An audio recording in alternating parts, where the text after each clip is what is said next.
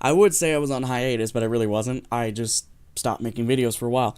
Finals got wiggity whack, and then I kind of just got bored for a while. But good news being, I did read a lot while I was gone. I don't know why I'm holding a comb.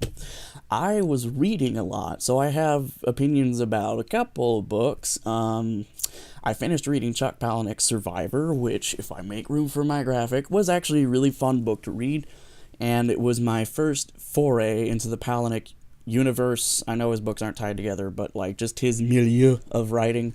I've never read Fight Club. I have this. I subscribe to the school of thought that since Palahniuk said the movie did the book better, why read the book? I know that sounds villainous, but Fight Club's like the only example of that. So I read Survivor, and Survivor is a really simple book and a really complicated one at the same time, insofar as it's kind of hard to describe what it's about without scaring away the reader. In a lot of ways, it's like The Fault in Our Stars, because if you walk up to anyone and go, "You should read The Fault in Our Stars," "I'm looking for a new book to read, what's it about?"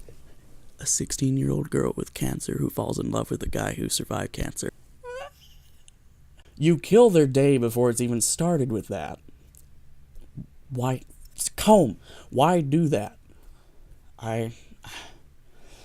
With Survivor, it's kind of the same thing minus the cancer. The guy, I will say this, the book is really interesting, and by interesting I mean weird. Can you hear me? No? Okay. The book is a really weird thing to read because it's told in first person, third person. The main character is telling everything to you in first person, but telling it to you in a third person perspective. So none of his dialogue has quotation marks, it's just a sentence.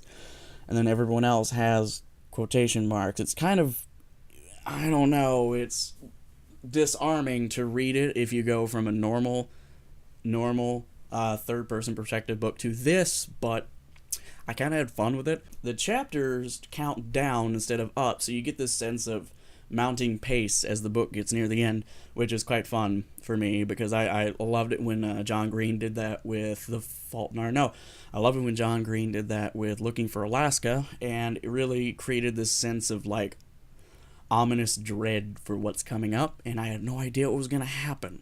In other news, after I finished Survivor, I have started reading David Sedaris' book, Let's Explore Diabetes with Owls.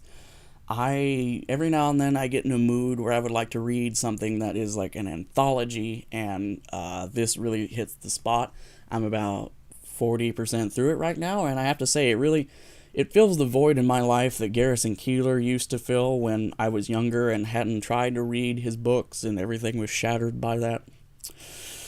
I'm just like, Wobegon. Damn it. And the biggest of the big news I wanted to share you guys before I leave tonight is I got Snide Tempered Logic back online. It took Simon.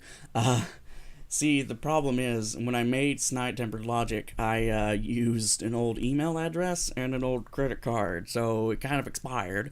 And then when the hosting company started sending me, "Hey, you idiot, pay your bill" emails, I didn't get them. So it ended up going into lapse, which means not only did it cost the normal yearly fee to host the website, it had an extra fee tacked on top of it. So luckily Simon has a job that pays pretty damn well, and he swooped in and saved the site for a year. So we're back up, and we may not be posting as fast, but we're back up. The other thing is, I am getting in the mood to write short stories, because I've been knocking my head against a wall trying to write a novel, and that ain't happening.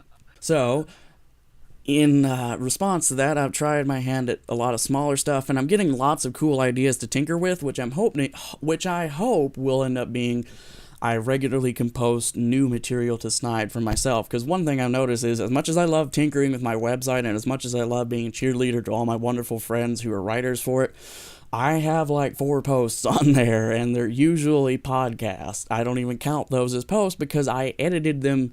I'm in them. I didn't really make them, as far as I feel. A podcast is made when a bunch of friends get together and talk. That's pretty much it. But yeah, Snide is back, and we are live. I even made us one of those little favicon dealies that goes next to the tab, so we have our own little picture, which is a small victory for me, but I'll take it. So if you want to go check out the website right now, we've got a new podcast that we recorded in a diner. So the audio quality is horrible, and our stories trying to make up for it. But yeah, that's about it. Been reading. I got my website back up. We're all good to go, and summer's coming. Oh yeah, one more thing. I'm probably going to participate in Camp National Novel Writing Month this July. So if I explode, you know why. Because 80,000 words in 30 days.